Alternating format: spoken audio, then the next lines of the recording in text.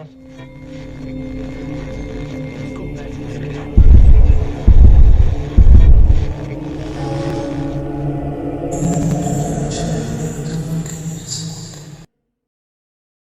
de verdad, mil gracias por acompañarme en este episodio que es tan especial y que ya llevo un rato preparando desde el momento en que les mostré un pequeño avance en el especial de los 20,000 suscriptores. Y hoy, por fin van a poder escuchar la versión completa de este relato que es de mi puño y letra, titulado Nunca reces después de las 12.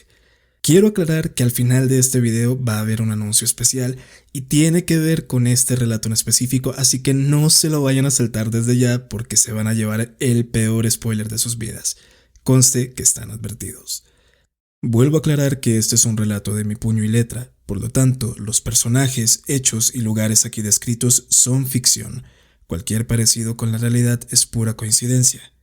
Solamente debe verse con el propósito de entretener. Les advierto que tiene un lenguaje un poco fuerte en algunas ocasiones y trata temas que pueden herir susceptibilidades. Así que, sin más que añadir, los dejo para que disfruten en compañía de sus seres queridos o de lo que sea que se oculte en sus casas. Mi abuela solía decirme siempre que nuestra familia tenía el favor de Dios, que de la mano de nuestro Salvador nada nos faltaría, ni se atrevería a dañarnos nunca. Crecí en el seno de una familia extremadamente religiosa. Conviví con muchas creencias desde la católica hasta la pentecostal, y de niño seguí muy de cerca las escrituras y se me inculcó el temor a Dios, la fe por predicar el evangelio.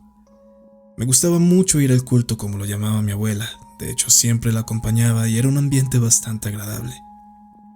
Yo tenía 14 años cuando todo esto ocurrió, cuando mi fe y la de toda mi familia se puso a prueba por el tormento de algo que llegó a aquella iglesia a la que nosotros asistíamos.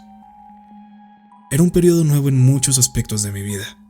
Había empezado a estudiar en una nueva escuela, me metí a las prácticas de fútbol, y no solo eso, sino que gracias a la insistencia de mi abuela decidí unirme al coro de la iglesia y al grupo de oración organizado por los jóvenes. Es debido a esto que pasaba gran parte de mi tiempo en aquel lugar. Y es irónico que fuera en la misma casa de Dios donde yo tendría mi primer encuentro con algo que con su sola presencia dejaba en claro que era la antítesis de todo lo santo. Nuestra casa quedaba relativamente cerca al templo de adoración, por lo que cuando teníamos reunión de jóvenes o práctica del coro yo podía irme caminando. Los viernes eran los días en los que teníamos la práctica. A las 7 de la noche en punto debíamos estar ahí. Sin embargo, la líder del coro ese día no iba a poder asistir por complicaciones de salud, por lo que me pidió el favor a mí de que llegase una hora antes y alistara todo antes de que llegaran los demás. Nosotros ensayábamos en la parte de atrás de la iglesia, pues aquel edificio contaba con un patio amplio en el cual se había construido una bodega donde se guardaban los instrumentos, y la cual nosotros usábamos para ensayar. Recuerdo que aquel día llegué a la iglesia y me dirigí a abrir la bodega, cuando en la distancia empecé a escuchar como si alguien estuviese tocando el teclado, lo cual no tenía sentido para mí. Yo era el único que tenía las llaves para abrir, pero en su momento pensé que tal vez Liliana, la líder, le habría dado una copia a alguien más. Sin embargo, noté que las notas que tocaba eran al azar, erráticas, como si simplemente estuvieran dejando caer los dedos sobre las teclas, como si estuvieran jugando.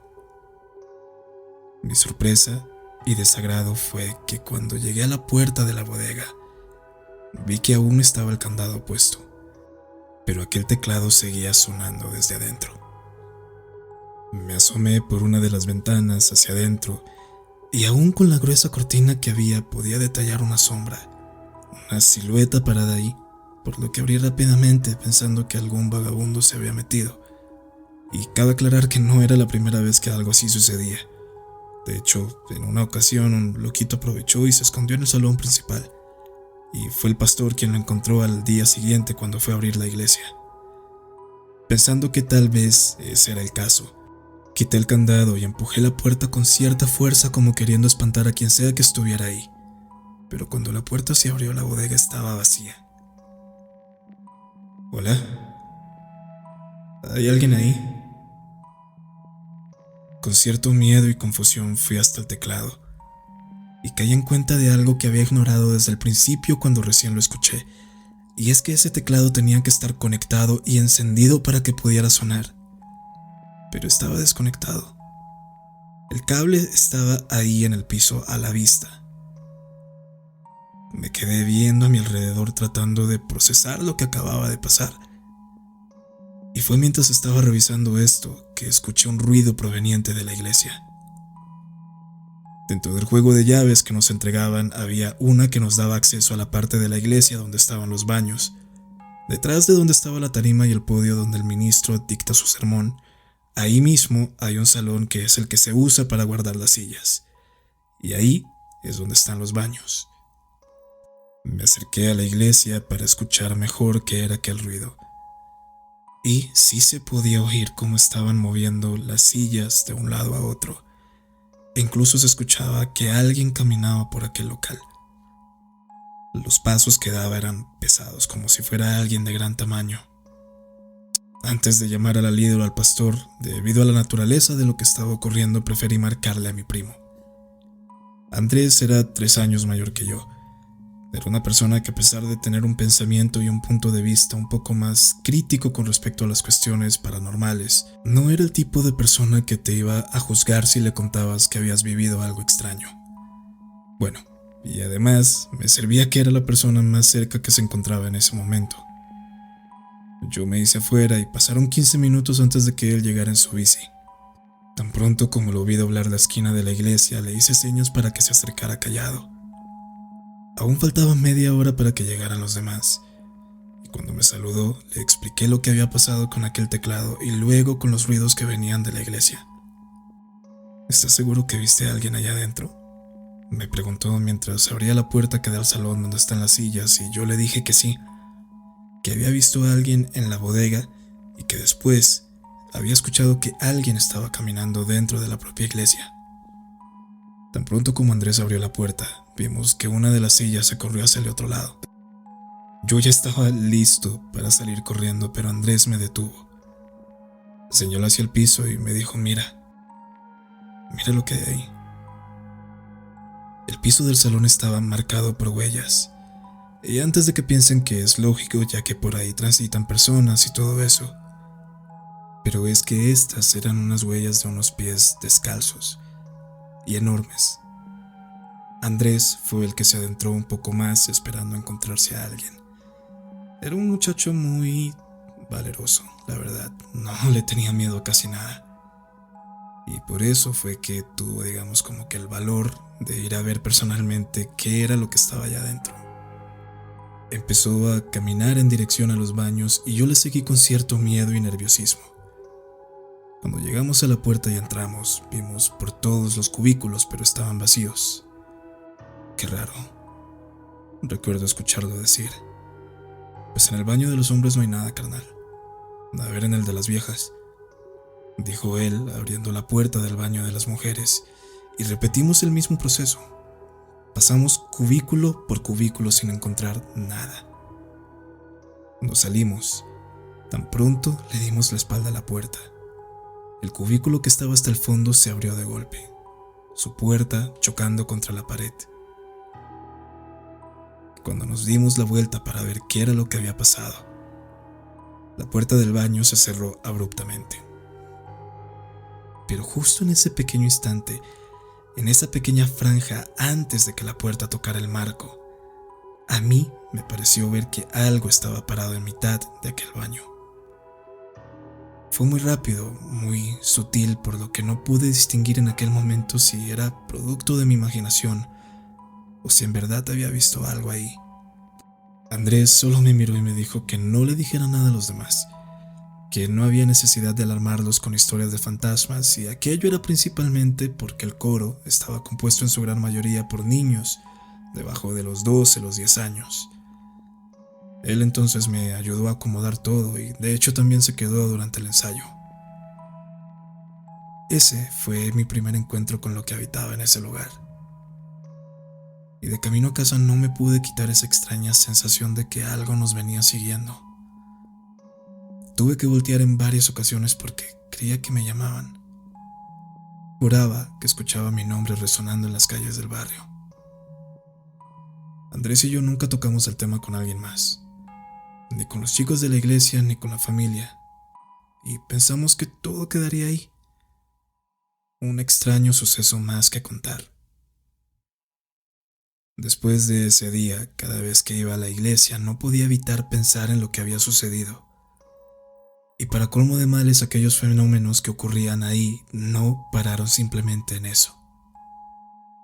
Durante uno de los cultos, mientras estaban haciendo una cadena de oración y todos estábamos con la cabeza agachada y de rodillas, a mí me dio por levantar la mirada entre la muchedumbre.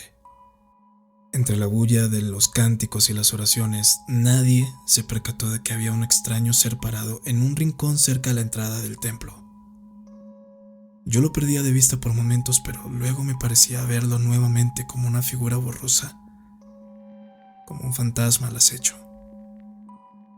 Esa especie de sombra se paseaba por el perímetro de todo el salón, pero parecía ser que yo era el único que lo podía ver. Con la única persona que lo pude comentar fue con Andrés. Le dije que desde que habíamos visto aquello en la iglesia, ahora no dejaba de verlo. Sentía que me estaba siguiendo y tenía miedo. No saben lo reconfortante que fue tener a Andrés durante todo este proceso. Sabía que él me creía, y me iba a creer aún más después de lo que nos tocó vivir a los dos. Después de que él también vio a este extraño ser con sus propios ojos. Un día durante las vacaciones, Andrés me invitó a salir con su grupo de amigos y entre ellos también estaba Paola, la que era su novia. Luego de que conviviéramos con los chicos y pasáramos un rato agradable, él me pidió que si podía acompañarlo a dejar a Paola a la casa. Ella no vivía lejos, vivía como a unas 5 cuadras de la iglesia, calle arriba. Eran pasadas las 11 cuando la fuimos a dejar y decidimos bajar por la misma calle de la iglesia para ir a la casa. Desde una cuadra antes de llegar a la iglesia podíamos escuchar un ruido metálico, como si alguien estuviese golpeando una puerta. Yo venía parado en la parte de atrás de la bici, cuando Andrés frenó de repente haciendo que me pegara en la boca con su cabeza. ¿Qué pasa? ¿Por qué frenaste así?, le reclamé.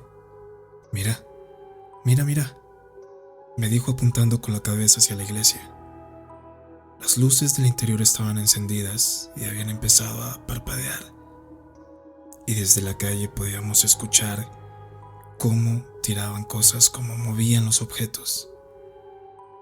Deberíamos avisarle a alguien, ¿no? ¿Quién quita que esta vez sí sea un ladrón?, le dije yo a Andrés, pero él negó con la cabeza. No es un ladrón, David, mira bien. Dirigí mi mirada hacia el portón de la iglesia, y es que había pasado por alto ese ruido metálico que habíamos escuchado anteriormente. Resulta que el portón de metal estaba agitándose bruscamente, como si alguien lo estuviera jaloneando desde la parte de adentro, pero no podíamos ver a nadie ahí. Andrés se bajó de la bici y tan pronto se acercó a la reja el sonido se detuvo. Él me volteó a ver, extrañado y asustado también. De un momento a otro lo vi cómo se apoyó sobre la reja y estaba listo para saltarse la cerca, y conociéndolo era capaz de hacerlo. Era una persona muy osada, pero esa osadía a veces podía traducirse en imprudencia y en estupidez, me atrevería a decir. Andrés, ¿qué haces, pendejo? Ven para acá. Empecé a reclamarle cuando de repente...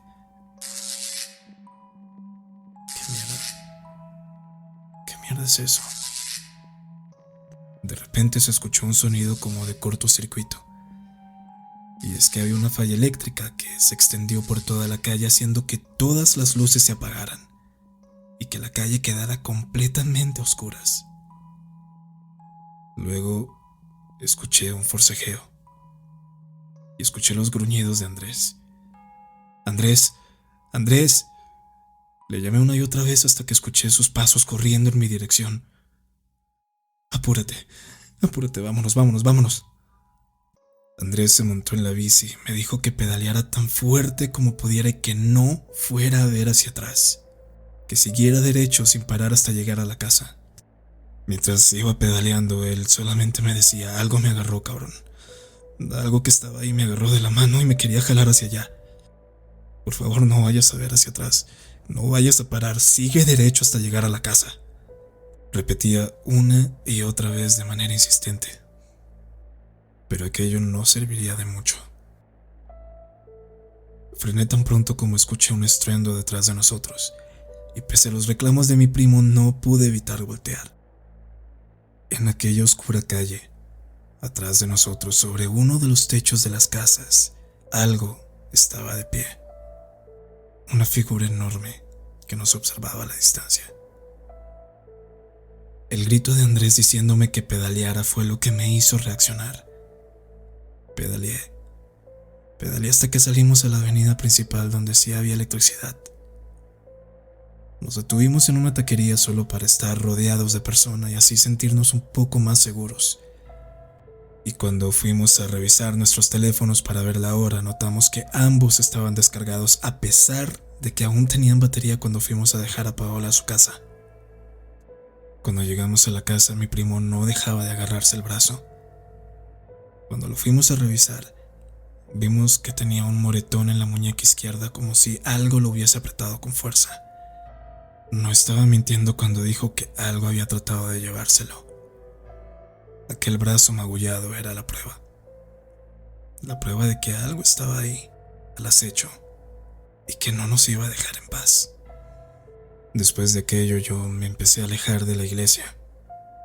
Y aquello fue la razón principal por la que mi abuela decidió hacer un retiro espiritual, como para tratar de volver a reintegrarme en la congregación. Muchas veces me recriminaba el por qué me había alejado del camino de Dios, pero no había forma de contarle lo que nos había pasado a Andrés y a mí. No nos iba a creer. Era una persona de fe y devoción absoluta, y creo que gran parte de nuestros problemas que surgieron después de esto fue precisamente gracias a eso. El caso es que mi abuela organizó aquella salida para tratar de que yo recuperara mi fe. Fuimos a un retiro espiritual un fin de semana a un campamento que quedaba cerca a la playa, no muy lejos de la iglesia. E invitamos también al pastor Bermúdez, un hombre muy carismático, de porte elegante, elocuente y temeroso de Dios. Lo conocí desde pequeño, incluso desde antes de unirme a la iglesia, ya que era amigo de la familia. Fueron él, su esposa y uno que otro miembro de la iglesia, pero éramos más que todo familia. Durante la primera noche de nuestra estadía todo fue muy bien. De hecho, fue agradable. Todos reímos, cantamos alabanzas, jugamos, y a mí se me olvidó por un momento todo lo que había ocurrido. Y el plan de mi abuela de hacerme recobrar la fe estaba dando frutos. Para conmemorar esa noche tomamos muchísimas fotos. El problema fue el último día antes de volver a casa. Cuando mi abuela le comentó al pastor Bermúdez de mi situación y el hecho de que yo estuviera perdiendo mi fe, a él no se le ocurrió mejor idea que hacer un ritual de liberación.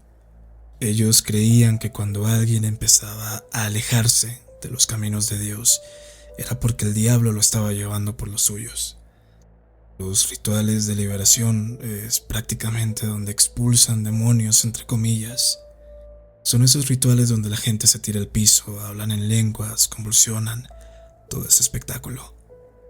Y al estar acostumbrados a ver este tipo de fenómenos, entre comillas, era normal asumir que nada de lo que sucedería nos podría asustar.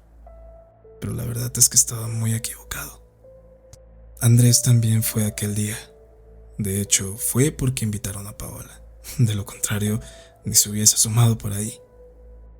Cuando empezó la oración, que el pastor Bermúdez pasó de uno en uno poniendo su mano sobre la cabeza de cada uno de nosotros y orando, noté que algo no andaba bien con él. Andrés estaba pálido. Se le escurría el sudor e incluso le pregunté si estaba bien, pero no me respondía. Solamente empezó a reírse entre dientes. Y cuando el pastor Bermúdez llegó hasta donde estaba él, Andrés simplemente se empezó a burlar de él en su cara. Cuando el pastor lo empezó a reprender en el nombre de Cristo, varias voces que no eran la suya se manifestaron. ¿De qué te vale tu puta iglesia y tu falso mesías cuando ni él los va a salvar de lo que va a pasar? Reza, reza, reza, reza, reza, reza, reza, reza, reza, reza. Que de igual nada servirá. Yo soy su nuevo mesías. Yo soy su Dios y vine a juzgarlos. Tan pronto como mi primo terminó de decir esa frase, se desplomó y comenzó a convulsionar de una manera horrible. Tuvimos que suspender todo y llevarlo corriendo a la clínica más cercana. Todos los que estábamos ahí no mencionamos palabra alguna de lo que había sucedido por lo que quedó de la noche. Yo empecé a asistir otra vez a la iglesia porque, aunque tenía miedo, sabía que algo malo estaba ahí y no quería dejar sola a mi abuela con lo que sea que fuera. Pero las cosas ya no eran las mismas. Después de aquel día todo el culto nos miraba de reojo, nadie se atrevía siquiera a acercarse a nosotros e incluso el pastor Bermúdez, que supuestamente era un amigo de la familia, se distanció de nosotros. Todos pensamos que solo sería cuestión de tiempo para que aquello se olvidara, que había sido simplemente un episodio más, algo que salió mal durante la liberación. Pero nada. Prácticamente se nos alienó del culto. Andrés parecía estar bien los primeros días. De hecho, ni siquiera recordaba lo que había sucedido, pero pronto empezó a volverse un poco más retraído. Aunque se empeñaba en decir que no le pasaba nada, era evidente que lo que sea que hubiese tomado posesión de su cuerpo esa noche estaba acabando con él lentamente. El deterioro fue tan rápido que para cuando nos dimos cuenta ya era demasiado tarde. Y Andrés tampoco mencionó nada de nada. El único día que se atrevió a hablar conmigo fue la vez que recibí una llamada de él entre lágrimas, diciendo que si podía venir a verme a la casa, que alguien lo estaba siguiendo y que no sabía qué hacer, que estaba muy, muy asustado, porque sentía que le quería hacer daño. Le pregunté quién era esta persona que lo estaba siguiendo, y él solo repetía una y otra vez: es él, es él, es el mismo diablo, es el mismo diablo, David. Le dije que se calmara, que tomara algo de ropa y que se viniera a pasar unos días acá a la casa. Está bien, ya salgo para allá, espérame, dijo él y luego colgó. Pasaron solo 20 minutos cuando sonó el timbre de la casa. Y tan pronto abrí la puerta, mi primo entró como una bala directo a la cocina y se mandó casi la mitad del jarrón de agua de un solo trago. ¡Ey, ey, ey, ey, ey! Cálmate, cálmate, ¿qué pasa? ¿Quién te venía siguiendo o qué? Andrés no podía dejar de temblar ni de llorar. Yo me asusté porque era la primera vez que lo había visto así. Nunca en mi vida había visto a ese tipo asustado como lo estaba en ese momento. Te estoy diciendo que es el mismo diablo, David. Yo lo vi en mi casa hace poco. Cuando por fin pudo recobrar un poco el aliento, lo senté en el comedor y él empezó a explicarme. Dijo que todo había empezado una semana atrás. Cuando él venía de estudiar eran las 6 o las 7 de la tarde, y dijo que él llegó a la casa y mis tíos no estaban. Se preparó algo rápido de cenar y se fue a dormir, cuando sintió que alguien venía en dirección a su cuarto. Estaba tan cansado que ni siquiera abrió los ojos por completo, que solamente alcanzó a distinguir que había una sombra parada ahí bajo su puerta. «Mamá, papá», dijo él llamando a mis tíos pensando que se trataba de ellos, pero por algún motivo no se podía parar. Esa silueta que estaba en la puerta se acercó a él, le puso su mano sobre la cabeza, pero que tan pronto hizo contacto con él, empezó a sentir que lo quemaba, que su frente estaba ardiendo, y ahí se levantó de un brinco, pero la sombra se desvaneció. Cuando se vio en el espejo se dio cuenta que la frente la tenía roja como si se hubiese quemado con algo. Y durante toda la semana no pudo quitarse esa sensación de que lo acechaban. y hace ratito fue que lo había visto. Estaba en el patio de su casa lavando su uniforme cuando el teléfono empezó a sonar.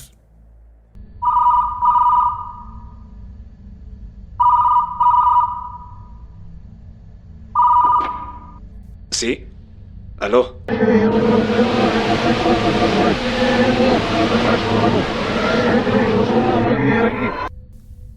¿Aló?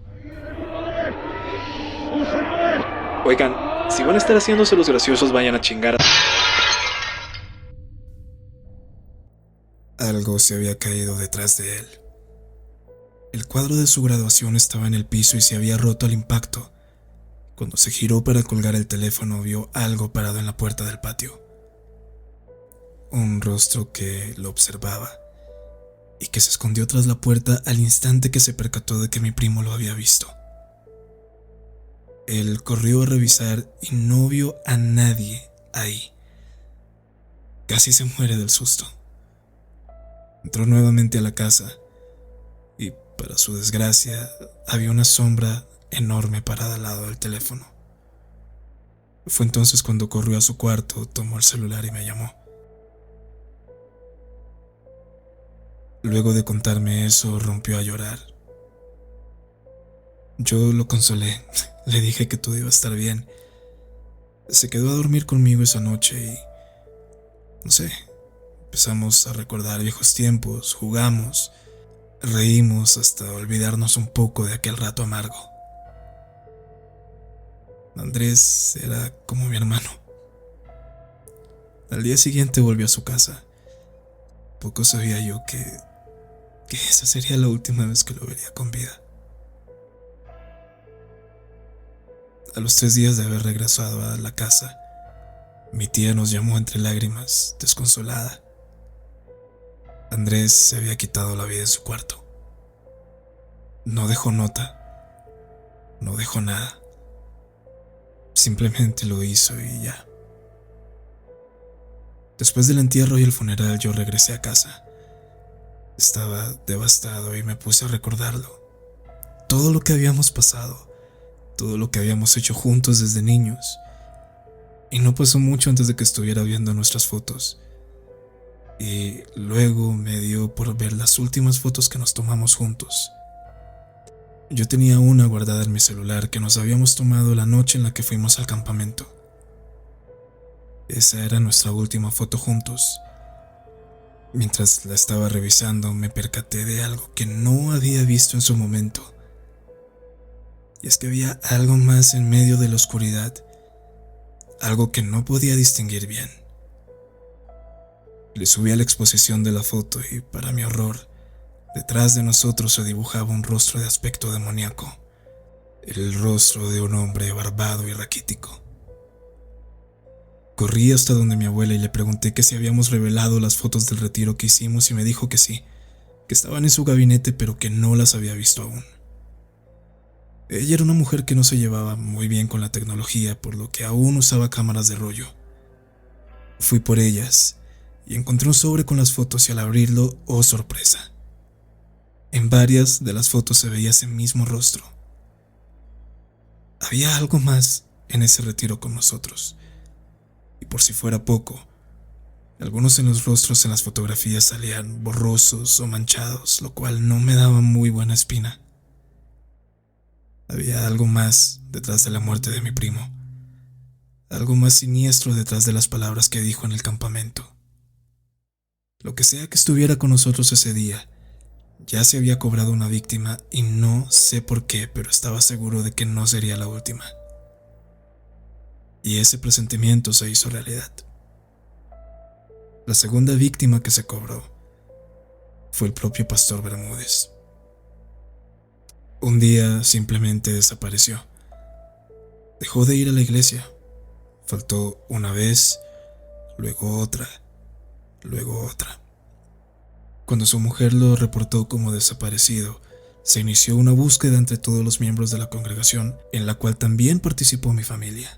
Pero los resultados fueron nulos. No fue sino hasta unos días después que encontraron su cuerpo en un basurero. Según las investigaciones, murió bajo circunstancias misteriosas.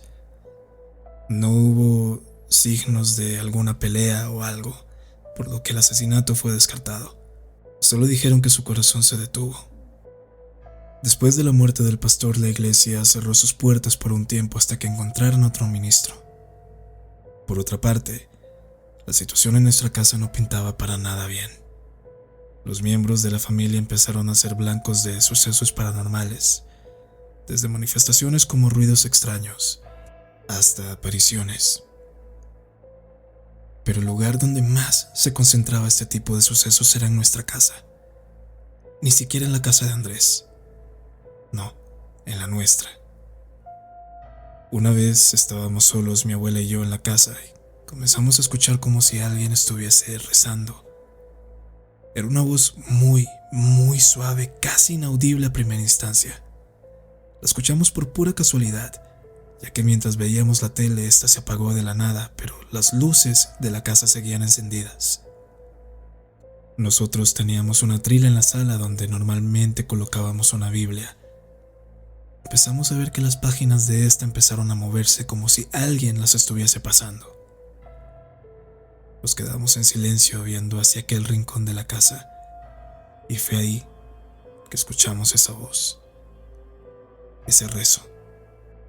El rostro de mi abuela empezó a mostrar una expresión de horror absoluto, expresión que me contagió a mí cuando pronunció estas palabras.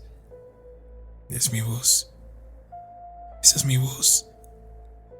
Ella a veces tenía por costumbre pararse ahí a orar frente a la Biblia. Y ahora había algo que no podíamos ver, pero que estaba imitando esa costumbre. Algo estaba imitando la voz de mi abuela. El rezo se detuvo cuando de la nada el atril se agrietó y la Biblia la tiraron contra la puerta de la entrada. Tomé a la abuela del brazo y ambos nos pusimos de pie con nuestras espaldas apoyadas a la pared de la sala mientras nos conteníamos para no gritar.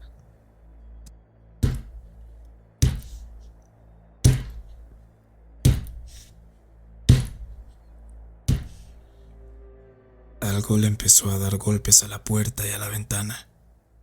Y mi abuela y yo terminamos corriendo al cuarto a escondernos. Yo le empecé a comentar qué era lo que nosotros habíamos visto aquella noche en la iglesia. Que aquello que estaba allá afuera posiblemente era lo que se llevó a Andrés. Pero aún no me quiso creer. Estaba tan encerrada en su fe que le costaba aceptar que una entidad maligna había salido de la propia casa de Dios para atormentarnos. Según ella, ese mal se nos había pegado en el campamento. Seguro fue alguien que hizo algún ritual o algún pacto en ese lugar antes de que fuéramos nosotros y desde ahí se nos pegó. Era lo que ella se repetía a sí misma. Tendrían que pasar muchas cosas antes de que por fin cambiara de opinión. Yo, por mi parte, empecé a desarrollar una obsesión insana con el tema. No podía dormir, no podía comer.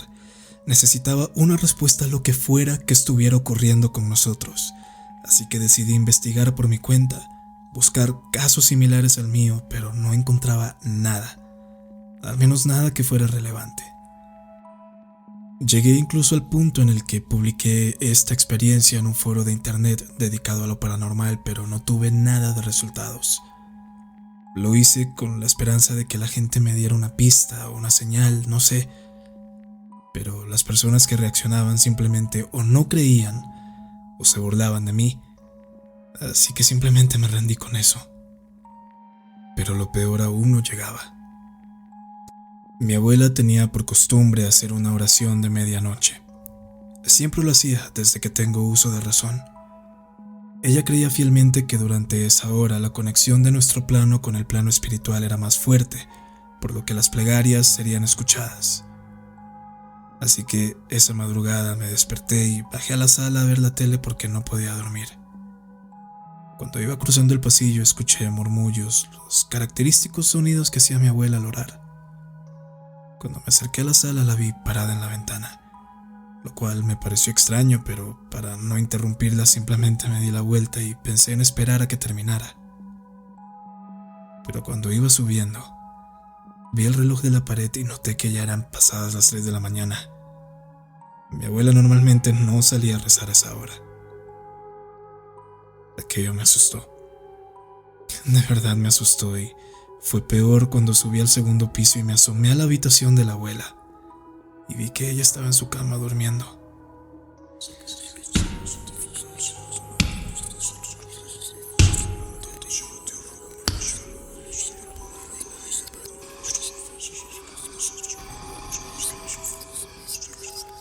En las escaleras se empezaron a escuchar unas pisadas fuertes, acompañadas de un rezo. Alguien venía subiendo y venía rezando al mismo tiempo. Abrí la puerta del cuarto de la abuela y me metí. Ella se despertó y me miró un tanto asombrada. «David, ¿qué haces aquí? Está muy tarde», me preguntó entre dormida, a lo que yo le hice señas para que guardara silencio. «Escucha. Lo que sea que estaba rezando esa vez con tu voz, está haciéndolo otra vez y viene subiendo para acá. ¿Escuchas?». Los pasos se escuchaban cada vez más cerca hasta que se detuvieron en la puerta y luego...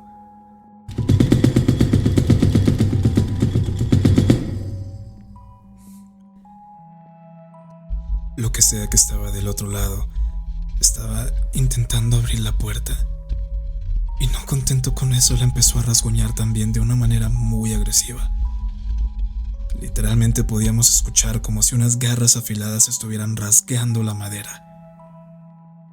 Luego se detuvo y escuchamos los pasos alejarse lentamente de la puerta.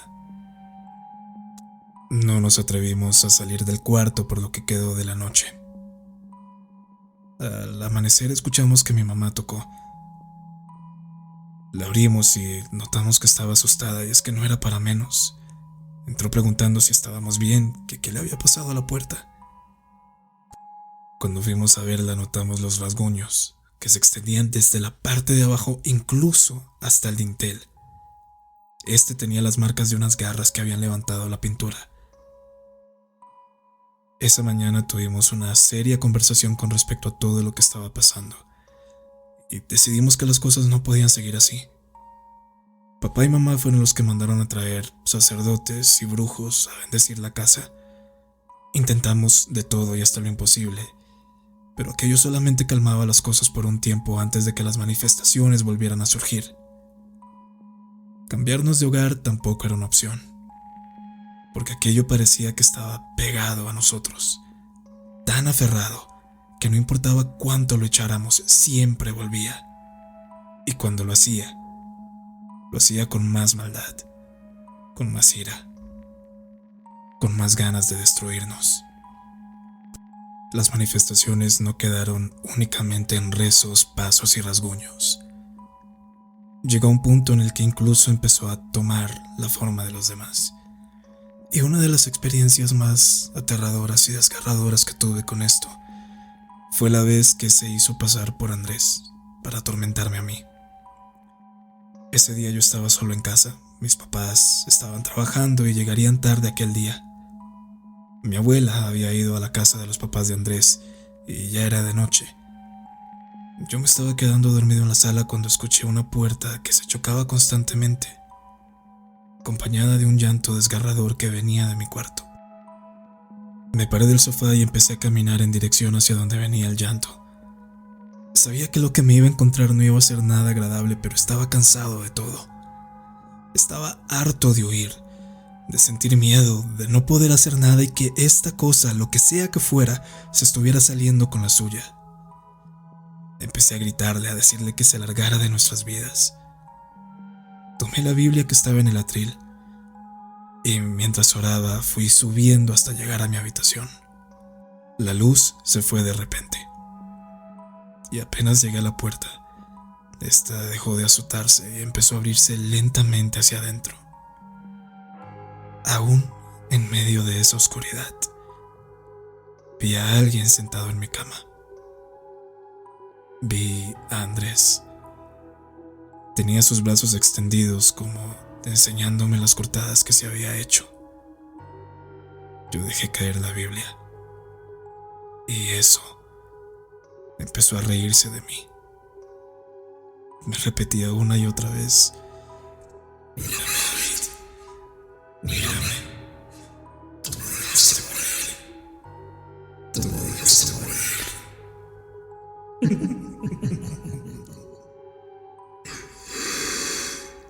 ¿Por qué no lo haces ahora? A ti también te voy a llevar conmigo. Hasta ahí llegó mi falsa valentía. Sabía perfectamente que aquello no eran simples amenazas vacías, ya que me había quedado en claro que este ente era capaz de hacer daño. Bajé corriendo las escaleras y salí de mi casa. Corrí todo lo que pude sin detenerme hasta llegar a la casa de mis tíos. Y tan pronto llegué, sus caras de pánico y asombro fueron mi saludo. También lo viste, ¿verdad? También viste a mi niño David. Me preguntó mi tía con lágrimas en los ojos. Yo asentí con la cabeza, muerto de miedo, y a los pocos instantes, todos los cuadros que estaban en la sala empezaron a caer uno por uno. Los platos y demás cosas que estaban en la cocina empezaron a romperse, y los estaban aventando contra las paredes. Pero una de las escenas más horribles y desgarradoras es que mientras esto sucedía, las luces de toda la casa empezaron a parpadear de manera brusca. Mientras todo esto sucedía, vimos a mi primo pasar hacia el pasillo. Mi tía en su desesperación corrió para alcanzarlo, pero mi tío y yo nos abalanzamos sobre ella para evitar que lo hiciera. Gritaba una y otra vez como loca que la soltáramos, que quería irse con su niño. Tanto así que mi tío tuvo que sacudirla fuerte y gritarle que ese no era Andrés. Mira bien. Ese no es nuestro hijo, Gladys. Ese no es mi hijo. Fue cuando todos alzamos la vista y a mitad del pasillo, donde antes estaba parado Andrés, ahora había un hombre que yo reconocí. Ese rostro demoníaco que aparecía en las fotos que nos tomamos en el retiro. Era muy alto. Tanto así que tenía que encorvarse para poder caber debajo del cielo raso. De repente todo se detuvo y mi tía se desmayó por el shock. Prácticamente tuvimos que sacarla a rastras de ahí y llevarla a la clínica. Llamamos a mis padres también y ellos fueron a ver qué era lo que había sucedido, pero primero pasaron por casa de mi tía, ya que en el afán no habíamos cerrado la puerta, así que aprovecharon para ordenar todo también. Si bien ellos no presenciaron nada fuera de lo normal mientras estaban en la casa, decían que el ambiente apestaba a muerto, que había una peste insoportable a carne en descomposición en aquel lugar. Mis padres recogieron lo que pudieron y luego de ahí vinieron a la clínica. Salimos casi a las 2 de la mañana de ahí. A mi tía le mandaron reposo unos días y tan pronto se recuperó. Al poco tiempo mis tíos pusieron la casa a la venta y se fueron. No nos dijeron a dónde ni si tenían pensado volver. De hecho, cortaron toda comunicación con la familia. Y esta es la fecha en la que no sé nada de ellos. He intentado buscarlos por todas partes, por todo el internet, pero es como si se los hubiese tragado la tierra. Y no los culpo. De hecho, me hubiese gustado poder hacer lo mismo. Y si estuviera en su lugar, créame que lo hubiese hecho. Eventualmente la iglesia fue reabierta y mi abuela tenía toda la intención de regresar. Y yo, a pesar de que tenía miedo, tampoco la quise dejar sola. Además, sabía que todo lo que estaba sucediendo con nosotros tenía su base en aquel lugar. Algo estaba pasando ahí, y tenía una corazonada de que mis respuestas se encontrarían precisamente en la iglesia. Además, no me iba a quedar tranquilo hasta descubrir qué era lo que estaba pasando. Por otra parte, tenía bastante curiosidad por saber qué pasaría ahorita con el nuevo pastor. Aquel lugar no tenía una estructura patriarcal, no había cabida para eso. Por lo tanto, no fue nada raro cuando vimos que el pastorado pasó a manos de una mujer. Pero sí fue extraño que pasara a manos de la hermana Evangelina, Eva, como le decíamos. Muchos en la iglesia no solían tratar con ella, salvo por un grupo específico, el cual era mayormente mujeres. Era una persona que siempre estaba sentada atrás en un rincón y aunque participaba de las ceremonias, siempre pasaba desapercibida. Por eso aquella decisión nos resultó un tanto extraña. Cuando se anunció que ella sería la nueva líder, hubo cierto escepticismo dentro de la congregación. Mi abuela, viendo esto como un nuevo comienzo, decidió que la invitaría a la casa a almorzar con la familia. Creo que ella vio en la hermana Evangelina la oportunidad de reivindicarse con la congregación. El hecho de que antes formara parte del círculo cercano del pastor y de siempre ser una figura relevante dentro de la iglesia dejó una huella en mi abuela. Dejó una necesidad de hacerse notar, de ser útil. Es por eso que se esforzó tanto para agradarles a Evangelina y su séquito. Durante la visita de esta mujer en la casa, yo no pude quitarme esa extraña sensación de estar en peligro. Había algo en ella que no me terminaba de encajar. Y sobre todo que mientras estábamos conversando sobre los temas de la iglesia, Eva dejó en evidencia que tenía una inclinación hacia ideas bastante sectarias y algo oscuras, pero se expresaba muy bien. Era muy convincente y tenía un carisma que nunca imaginé que fuera a tener. Pero igual, no era del agrado de todos, y menos cuando empezó a hacer ciertos cambios en la iglesia, tanto en la parte administrativa como en la doctrina que predicaba. Todas sus enseñanzas empezaron a tomar un tinte algo macabro. Era una enseñanza más enfocada a la parte apocalíptica, y fue incluso peor cuando empezó a llamarse a sí misma la profetisa.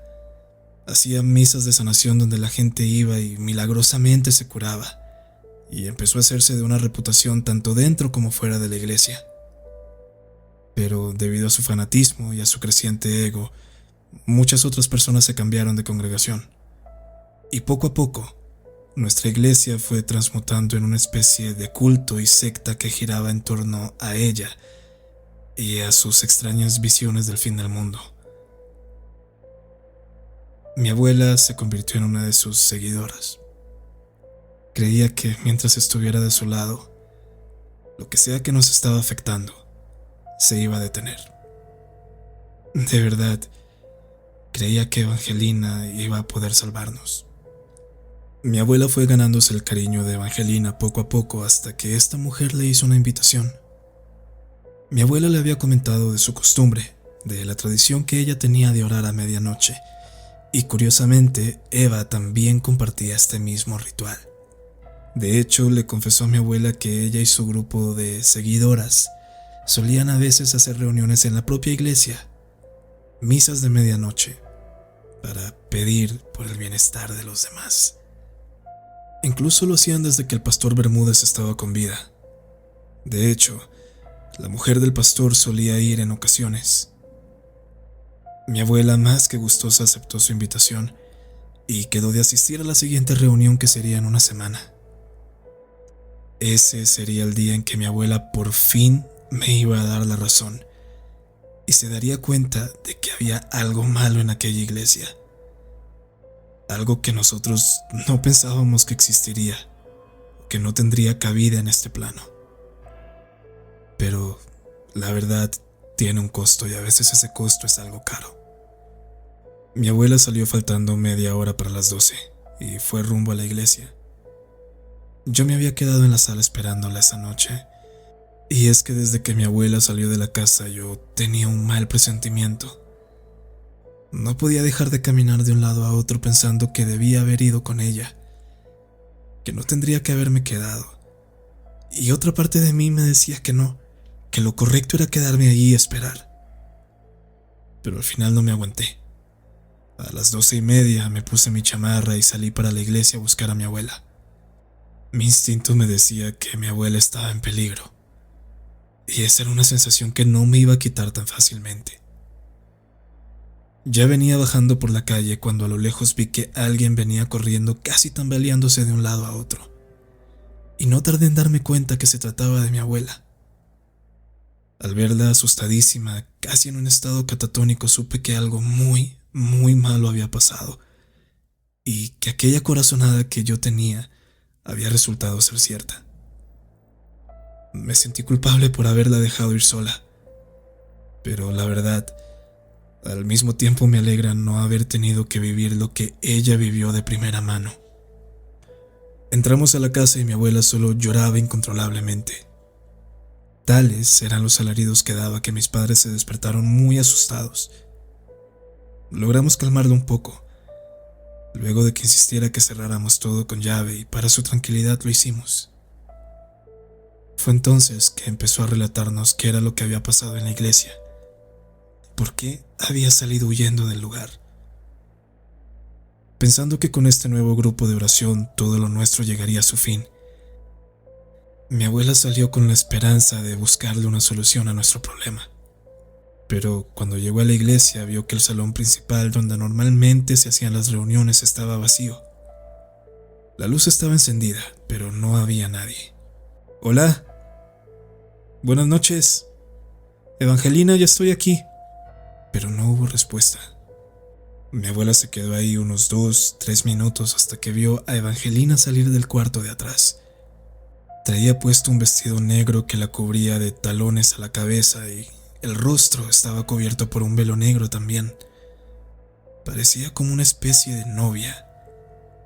Mi abuela estaba súper extrañada y dijo que apenas vio eso le entró una sensación de pavor, un miedo indescriptible que le recorrió todo el cuerpo. Evangelina la tomó de la mano y notó que estaba muy helada. Le dijo: «Me alegra que hayas venido. Hoy es una noche muy especial. Hoy vas a ser una de las novias», le dijo Evangelina a mi abuela, y en medio de su confusión mi abuela le preguntó que de qué estaba hablando. «Hoy vas a ser una de las novias del Mesías», le respondió Evangelina a mi abuela. La extraña mujer la fue guiando hasta la sala de atrás. El cuarto de las sillas lo habían adaptado, y ahorita había un altar improvisado a mitad de este, y la única luz que había en el sitio era de unas cuantas velas rojas que habían prendido alrededor de todo el lugar. Mi abuela cuenta que había un sujeto, un hombre de edad mediana, que parecía ser el líder de la ceremonia. Este hombre estaba dando un sermón sobre la segunda llegada del Mesías. Decía que ya estaba entre nosotros, que había venido a juzgarnos. Cuando dijo esa frase no pude evitar recordar las palabras que dijo Andrés la noche que tuvo ese episodio. Luego, todos los presentes comenzaron a tomarse de la mano y formaron un círculo alrededor de mi abuela. Empezaron a gritar y a orar de una manera horrible, entre carcajadas, gemidos y llantos, mientras que aquel extraño pastor repetía esta frase: «Oh Señor, tú que has venido otra vez a la tierra, escucha a tus siervos, escucha a tus concubinas, líbranos del pecado de olvidarnos de ti, vuelve de las tinieblas para ser venerado, camina otra vez entre nosotros como alguna vez lo hiciste en el pasado. Te ofrecemos nuestra alma, nuestra sangre, nuestra vida. Hazte sentir, hazte presente. Tus hijos te dan la bienvenida».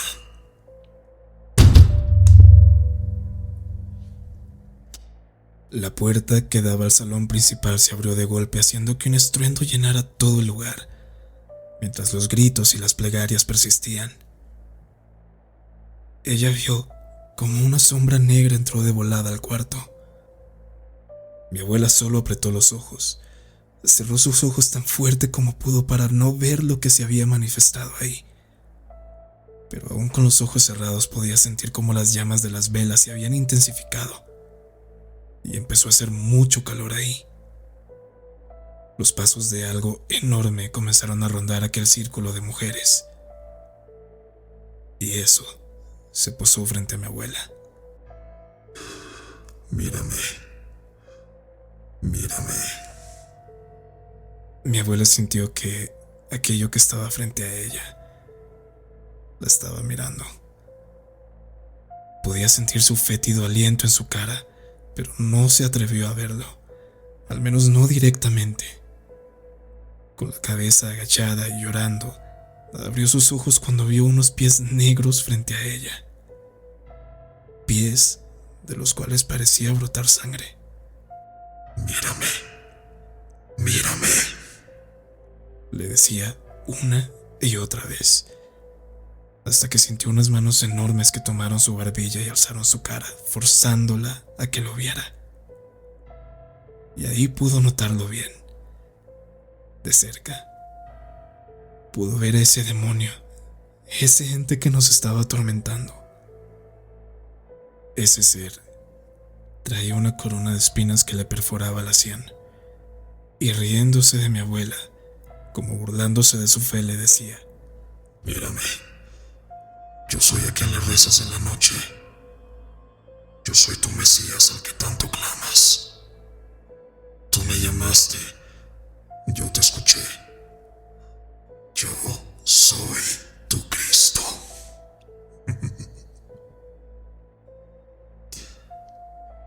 Mi abuela no pudo soportar más. Salió corriendo de aquel lugar, pero mientras corría tan rápido como su edad se lo permitía, podía ver cómo eso la seguía a la distancia, caminando, como diciéndole: no importa lo que hagas, siempre te voy a alcanzar. Hasta el momento en que nos encontramos a mitad del camino.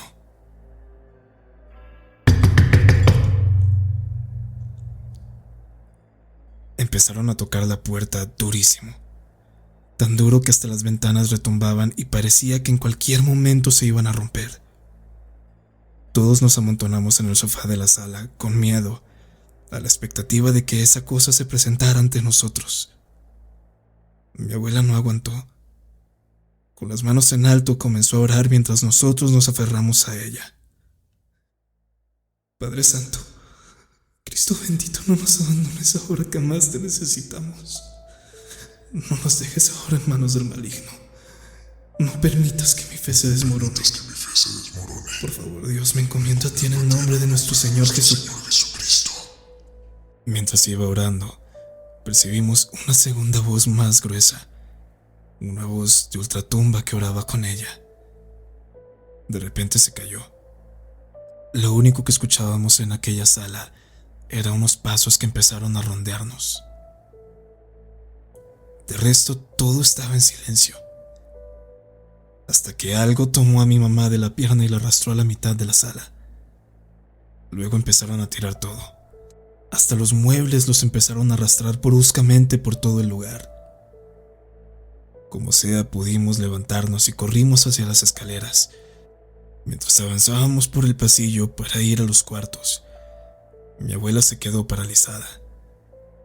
No nos percatamos de inmediato, ya que como corrimos sin mirar atrás, no nos habíamos dado cuenta que ella se había quedado ahí.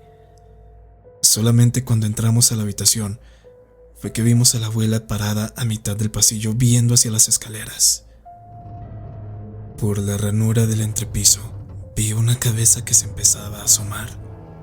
Yo fui el que salió a agarrar a la abuela para meterla al cuarto, pero ella no parecía reaccionar. Incluso noté que se había orinado encima del susto. Mi padre corrió a ayudarme y nos tocó prácticamente cargarla. Intentamos de todo, pero mi abuela no reaccionaba. Nuestra única opción fue llamar a uno de mis tíos para que viniera a ayudarnos, y tan pronto como escuchamos el claxon, le dijimos que entrara, y nosotros salimos corriendo del cuarto al encuentro de él. No hubo necesidad de explicarle. Él ya sabía que en nuestra casa pasaban cosas extrañas. Después de aquella noche, mi abuela no volvió a ser la misma. De hecho, entró en un estado de disociación debido al trauma que eso le había ocasionado. La llevamos con un especialista, con una psiquiatra, quien analizó el caso, y aunque no entramos en detalles, sabía que mi abuela había pasado por una experiencia traumática que la había dejado en un estado así.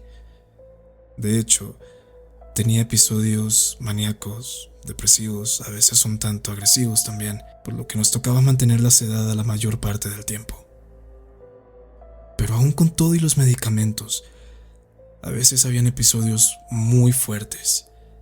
De manera regular solía despertarse gritando que la querían arrastrar al infierno.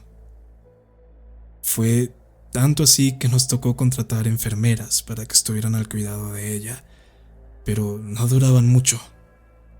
Decían que algo las espantaba en la casa, que solían ver a un hombre calvo de gran tamaño que portaba una corona de espinas. Muchas veces fuimos mi padre, mi tío y yo los que tuvimos que forcejear con ella para calmarla durante sus episodios, pero ella no paraba de dar alaridos y apuntaba a un rincón de la habitación gritando que el diablo estaba ahí, que por qué no lo veíamos. Gritaba una y otra vez que el diablo estaba en las paredes de la casa. Nosotros sabíamos de primera mano toda la mierda paranormal que había ocurrido a raíz de lo que sucedía en la iglesia. Todos teníamos un trauma con eso. Sabíamos que no estaba mintiendo, pero simplemente no hallábamos la manera de poder ayudarla. Conforme pasaron los días, otro tipo de manifestaciones se hicieron presentes en la casa. Ese fue uno de los días que más terror sentí.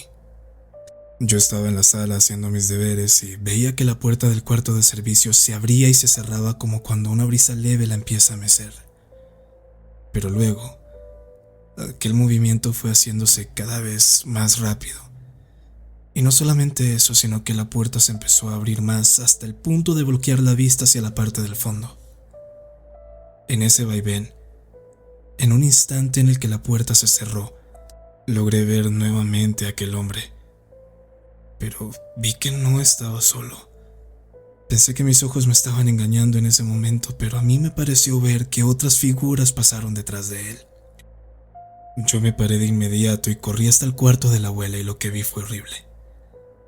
Mi abuela estaba frente al televisor del cuarto, equilibrándose sobre la punta de los dedos de sus pies mientras balbuceaba con los ojos en blanco hacia la pantalla. Ella giró su cabeza sin dejar de balbucear y luego entendí que estaba orando.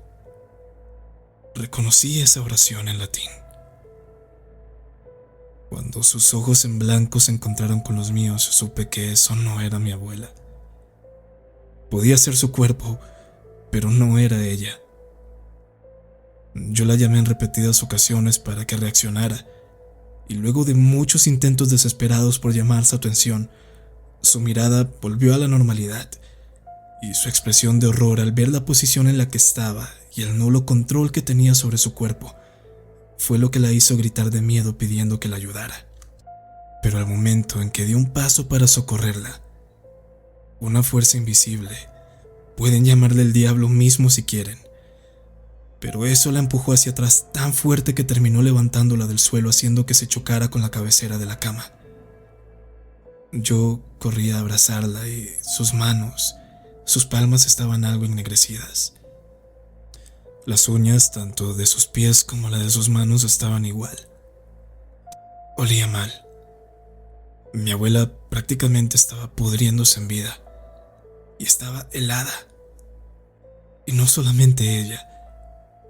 El cuarto también tenía una temperatura abnormalmente baja. No cabía duda de que había algún tipo de posesión detrás de todo esto. Esto lo confirmamos cuando una de las enfermeras empezó a gritar de la nada un día que nosotros nos encontrábamos todos en casa. Cuando fuimos a ver a mi abuela, ella estaba sentada de manera recta sobre la cama y empezó a vomitar. No vomitaba cualquier cosa, vomitaba gusanos y sangre, una cantidad inhumana de sangre. Abuela, ¿qué pasa? Eso, me respondió con una voz que ya conocía. Tu abuela se lo está cogiendo Lucifer. Luego empezó a contorsionarse en la cama de una manera horrible. Cuando hablaba, podíamos ver que algo se movía dentro de ella. Su piel, su cuerpo se inflaban como si hubiese algo que estuviera luchando por salir de ahí. Y los gritos que daba de dolor eran ensordecedores. No sabíamos a quién más acudir. Un psiquiatra no nos iba a ayudar con algo de ese tipo. Y solo nos quedaba buscar otro tipo de ayuda. Ayuda que, por fortuna, llegaría en el momento más indicado. Durante todo el tiempo que se fueron desarrollando estas cosas, yo seguí actualizando mi historia en aquel foro. Si bien no encontraba una solución, al menos podía desahogarme de alguna manera. Ya no buscaba que me creyeran, solo necesitaba dejarlo salir. Luego estalló la bomba.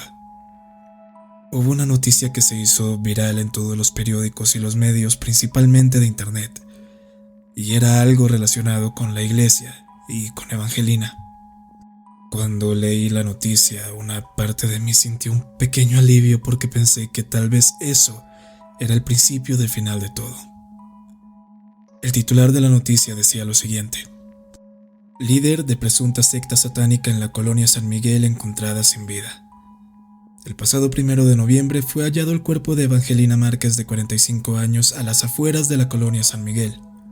La mujer fue identificada por varios exmiembros de la iglesia La Segunda Avenida, donde era pastora. Los testimonios aseguran que Evangelina llevaba a cabo reuniones clandestinas de carácter satánico en la propia iglesia después de que ésta cerrara sus puertas. Según investigaciones de la policía, en la casa de la mujer fueron hallados restos de animales en estado de descomposición, artilugios de carácter esotérico, así como libros de hechicería, magia negra y satanismo, lo que refuerza la hipótesis de que esto podría tratarse de un asesinato ritual. La investigación sigue en pie hasta el momento. Fue a raíz de esta noticia que mi historia en el foro comenzó a ganar notoriedad. Muchas personas empezaron a escribirme y fue algo contraproducente, porque a pesar de que al principio necesitaba la ayuda, la verdad es que poco a poco se volvió algo abrumador la atención de los medios. Incluso estaba a punto de eliminar aquel blog, pero vi un mensaje que llamó mi atención. Alguien me había enviado un correo bastante directo que decía: puedo ayudarte. El contenido del correo pues decía que me podía ofrecer ayuda a mí y a mi familia con la situación que estábamos atravesando. Me dio una descripción breve. Dijo que había servido como sacerdote católico hace varios años y que ya había visto de primera mano casos como el nuestro y que sabía cómo lidiar con ellos. Fui algo escéptico mientras lo leía porque pensé que iba a tratarse de algún charlatán que querría dinero o una nota para escribir algo, pero no. La verdad es que no pedía nada a cambio.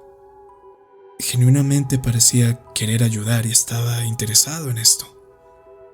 Le comenté a mis padres y a mi tío, quienes, aunque estaban algo escépticos también, pudo más su desesperación de hacer algo por la abuela. Así que me puse otra vez en contacto con esta persona y quedamos de vernos en la plaza, él, mis padres y yo, para poder conversar un poquito más a profundidad acerca de lo que estaba pasando con nuestra familia. Cuando llegamos, vimos a un señor de edad muy avanzada, aunque bastante lúcido. Se presentó como Don Carlos y nos invitó a mis padres y a mí a un café. Y así estuvimos platicando qué era lo que estaba sucediendo. Desde el momento en que empezamos a asistir a la iglesia, pasando también por el suicidio de mi primo, hasta la evidente posesión de mi abuela. Cuando terminamos, él solo nos dijo: los voy a ayudar, pero quiero que tengan esto presente. Y es que el mal nunca se puede derrotar del todo. Tienen que tener la mente abierta a la posibilidad de que su señora madre no resista. Si hay algo que aprendí en todos estos años es que a veces la maldad siempre vuelve, y más a las personas que tienen una fe aparentemente inquebrantable. Y esto lo sé de experiencia propia. Esto no será un ritual de liberación común. Será un exorcismo. Ahora bien, por la iglesia no estoy autorizado a hacerlo. Yo ya no ejerzo el sacerdocio, de hecho fui removido de mi cargo hace unos años. Pero si ustedes quieren esperar a una evaluación de la iglesia y de un psicólogo y a la aprobación del obispo para que pueda autorizar ese preciso exorcismo, créanme que puede ser demasiado tarde, concluyó Don Carlos. Nosotros le dijimos que sí, que entendíamos, pero que estábamos ya desesperados y no sabíamos qué hacer. No sabíamos quién nos podía ayudar, y él era prácticamente nuestra única esperanza en ese momento.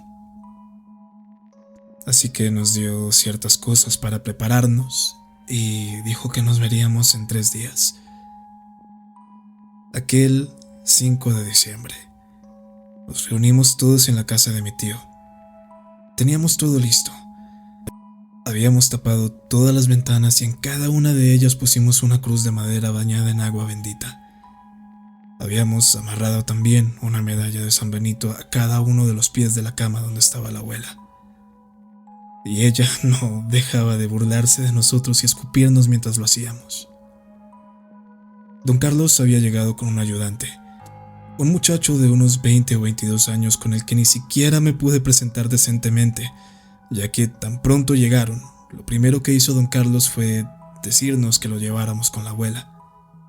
Él entró al cuarto, la analizó, vio todo lo que estaba sucediendo con ella y salió y nos explicó cómo iba a proceder. El ritual se iba a dividir en 2 partes y se haría en 2 días. El primer ritual lo llevaríamos a cabo en la iglesia y sería más que todo un ritual de liberación para limpiar el lugar donde todo se había originado. Para dicho ritual no era necesaria la participación de nosotros. Sin embargo, mi madre y yo fuimos con el cura y el chico, el ayudante, se quedó con mi papá, con mi abuela y mi tío. Cuando llegamos a la iglesia teníamos la duda de cómo íbamos a entrar si no había manera. Todo estaba cerrado debido a lo que pasó con Evangelina, pero don Carlos dijo que no precisaba entrar, que solo teníamos que estar en el terreno. Sin embargo, que para más seguridad y para no meternos en problemas, era mejor que esperáramos a la noche. Mientras esperábamos, estábamos en constante contacto con la casa y todo pintaba normal. Todo bien, dentro de lo que se podía. La abuela estaba sedada y no reportaban nada raro. Tan pronto se oscureció. Don Carlos se bajó del auto e insistió en que esperáramos, pero yo decidí acompañarlo igual. Él rondeó todo el lugar, rociando agua bendita y diciendo sus plegarias, y a mí me encargó un pequeño libreto del cual tenía que leer.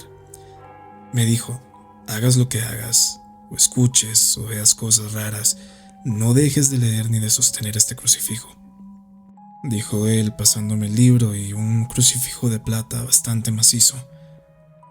Y así dimos inicio a ese ritual. Mientras iba rezando cada estrofa de aquel rito, desde adentro del templo se escuchaba un gruñido y varias voces que se lamentaban. Por un momento perdí el foco y don Carlos me llamó la atención. Me dijo: no te detengas, sigue leyendo la oración. Escuchamos que la puerta de atrás se abrió de golpe, la misma que daba a la sala de las sillas. Yo quería ir a ver, pero don Carlos me detuvo y me hizo señas de que siguiera leyendo, que no me detuviera.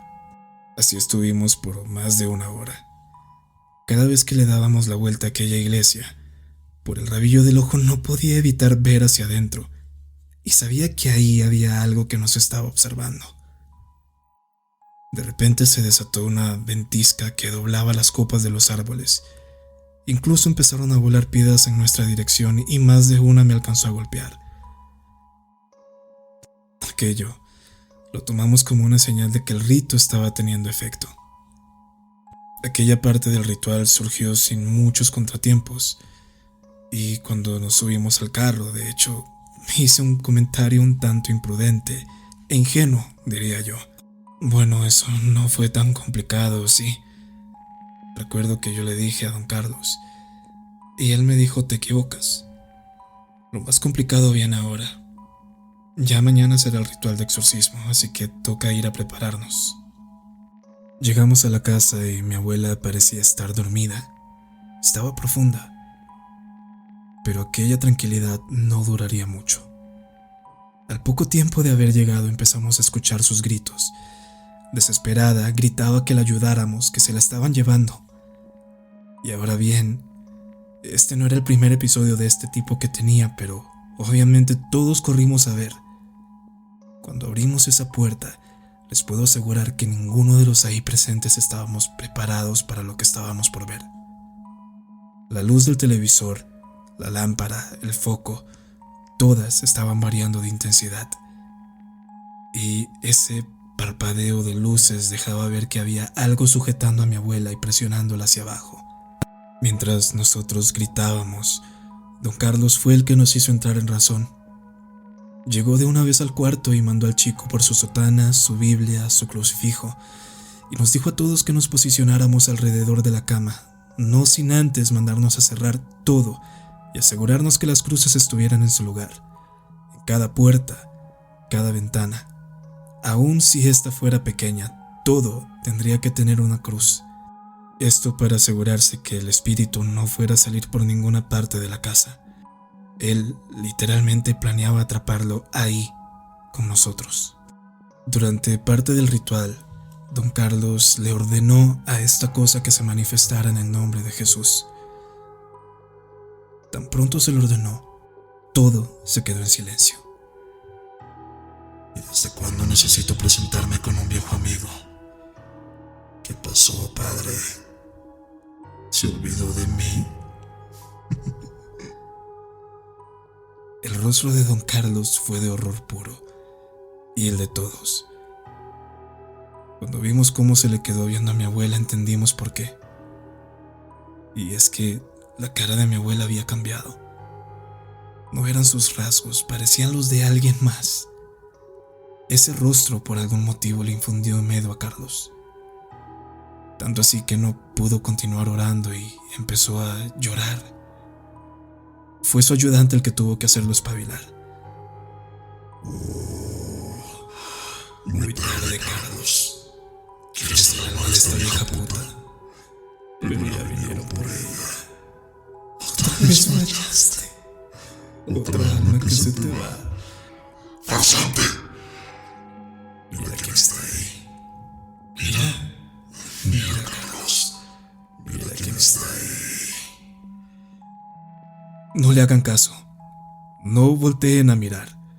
Ni se les ocurra mirar, repetía Carlos entre dientes. Concéntrense en la oración y no dejen que lo distraiga, o que sus palabras les lleguen. No hagan lo que yo hice hace rato, nos dijo él. Y durante 3, casi 4 horas estuvimos en esa lucha. Vimos de todo tipo de manifestaciones, todo tipo de voces que salían del cuerpo de mi abuela. La manera tan violenta en que ese ente se movía dentro de ella llegó al punto en que empezó a prácticamente desgarrarle la piel desde adentro. Pensamos que se nos iba a morir. Aunque de manera un tanto irónica, creo que el hecho de que el cuerpo de mi abuela estuviera tan demacrado facilitó un poco más que pudiéramos expulsar esa cosa al final. Cuando estábamos terminando con el ritual, la garganta de mi abuela empezó a hincharse como la de un sapo. Daba arcadas como queriendo vomitar y un líquido de color verde oscuro, casi negro, empezó a filtrarse por la comisura de sus labios. Don Carlos entonces le gritó al muchacho: tráelo ya. Y él entonces sacó de su maletín una especie de estatua de un ángel, la cual sostenía una jarra. Me la dio a mí y me dijo: pónsela en la boca, rápido, que vomite ahí. Mi abuela, tan pronto le puse esa jarra bajo la boca, empezó a botar unas bolas que parecían de pelo y cartílago. Fue asqueroso. Fue de verdad repugnante. Una vez terminó de vomitar, que estaba completamente agotada, Don Carlos le ordenó una vez más a esa entidad que se manifestara por su nombre. Mi abuela, que estaba casi inconsciente, de repente se sentó sobre la cama, arqueó su espalda y una voz comenzó a gritar: yo soy el Mesías, yo soy el Mesías. Pero me llaman. Las ventanas empezaron a retumbar, el tejado también. Pensamos que la casa se nos iba a caer encima. Y finalmente vimos como un rostro empezaba a dibujarse nuevamente bajo la piel de mi abuela, en su abdomen. Y aquello empezó a subir poco a poco hasta llegar a su garganta. Y ahí fue que vomitó por una última vez. Esta vez era una bola de carne, más grande que las anteriores. Parecía más un feto que cualquier otra cosa. Tan pronto como expulsó aquella última bola, todo se detuvo y hubo silencio. El ritual había dado frutos aparentemente. Y era contra todo pronóstico, porque no sabíamos si mi abuela lo iba a resistir. Ella reaccionó un tanto débil, desorientada, y todos corrimos a abrazarla. Sus brazos, sus pies, su piel, todo había vuelto a la normalidad, salvo por los cortes y las desgarres que había tenido. Don Carlos se dejó caer al piso, sentado, a lo que el muchacho y yo lo fuimos a ayudar. Lo pusimos de pie y lo llevamos a la sala para que se recostara un rato. Ya había salido el sol y mi mamá preparó café para todos. Mi abuela la sedamos, solo por precaución, pero ya no sentíamos esa maldad sobre nosotros, así que la dejamos descansar. Yo salí un rato al porche para tomar aire y luego salió el chico, el ayudante de don Carlos. Despreocúpate, todo va a estar bien. Ya pasó todo, me dijo dándome una palmada en la espalda mientras tomaba un sorbo de su café. Don Carlos es un hombre excepcional, ya ha lidiado con cosas así antes y también me ayudó a mí en su momento, me dijo él, y mientras estábamos conversando salió don Carlos también. Estaba más calmado, más compuesto, un tanto agotado, eso sí.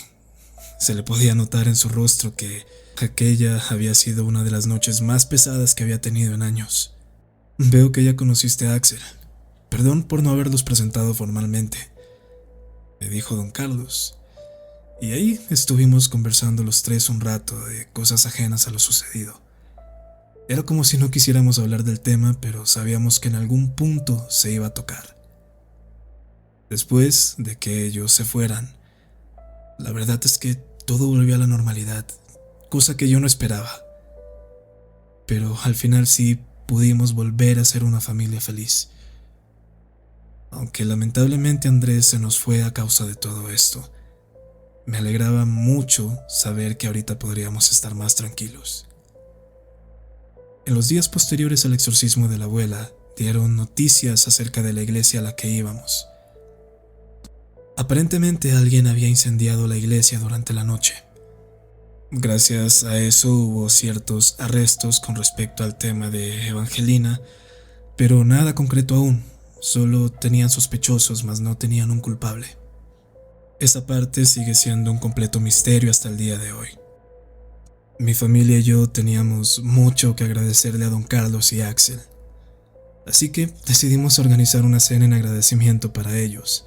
Sabíamos que no querían ni dinero ni favores, pero nos sentíamos en la obligación de tener un detalle para con ellos. Fue durante esta cena que por fin se tocó el tema por primera vez en semanas. Cuando le pregunté a don Carlos qué era lo que le había llamado la atención de nuestro caso en particular, él me respondió que llevaba años investigando sucesos que involucraban cultos de índole satánica. Y, según sus palabras, casos como el mío, como el de mi familia, han ido cada vez en aumento desde principios del siglo pasado. Espere, ¿desde el siglo pasado?, le pregunté yo. Y él me dijo, sí, mira, te voy a explicar con detalle, aunque es muy complejo y tal vez la respuesta no te guste para nada. Los fenómenos donde las imágenes sacras son la raíz del mal es algo que ha sucedido desde siempre, y durante el último siglo estos fenómenos han ido en aumento. Han ocurrido muchos casos similares al tuyo. Por ejemplo, en los años 30 un grupo de niñas en el desierto de Chihuahua presenciaron la aparición de una virgen que les ordenó construirle una estatua. Y no solamente esto, también tenían que dejarle una ofrenda todos los días. Aquella virgen pasó a mano de una de las niñas, que para ese entonces ya era una mujer de edad, con nietos. Luego de la muerte de una de las amigas, ella heredó la virgen y esto desató una serie de eventos que terminó por cobrarse su vida. Otro de los casos un poco más recientes fue el de Axel, aquí presente. Axel entonces tomó la palabra y me empezó a contar su historia. Dijo, mi historia es muy parecida a la de ustedes. Fui criado junto a mis hermanos con mi padre en una colonia pobre donde edificaron una iglesia. Un templo de 3 pisos, sobre el cual descansaba una cruz con un Cristo extraño. Pronto a nuestra familia la empezó a atormentar la aparición de un demonio. De un ente, pero no era un ente cualquiera. Era una representación, una imagen retorcida y corrupta de Cristo. Perdí a gente importante por culpa de este ser. Perdí a mis amigos. Perdí a mi hermano. A mi hermanito. Aquel lugar era un centro de reunión de personas poderosas. No era una secta cualquiera. Era gente que solía hacerle una misa. ¿Una misa a quién?, le pregunté yo. Una misa para el diablo. Todos nos quedamos callados. Estábamos sorprendidos y aterrados, y también por la similitud que esto tenía con el caso de nosotros. Le pregunté, ¿crees que esta similitud sea coincidencia? ¿Crees que sea la misma secta? Después de todo, ambas hacían misas de medianoche, y no solamente eso, sino que el ente era algo similar.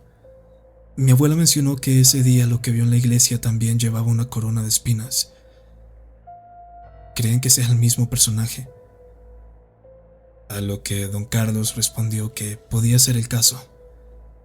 Después de todo, cuando se reza en la medianoche, no solamente te escucha Dios, también te escuchan otras entidades, seres que no son de luz, seres que muchas veces toman la forma de aquello a lo que nosotros le rezamos, que se alimentan de la fe que le tenemos a esas imágenes, ya que nuestra devoción es lo que les abre paso a este plano y lo que les da poder. Por eso, estoy seguro que algo más grande y aterrador está detrás de todo esto, dijo don Carlos. Mientras íbamos conversando de ese tema en particular, Axel hizo una pregunta que yo también quería hacer, y es que mientras se llevaba a cabo el exorcismo, cuando don Carlos le preguntó a esa cosa su nombre, le dijo que ya lo conocía, y hasta lo incitó a ver quién estaba ahí.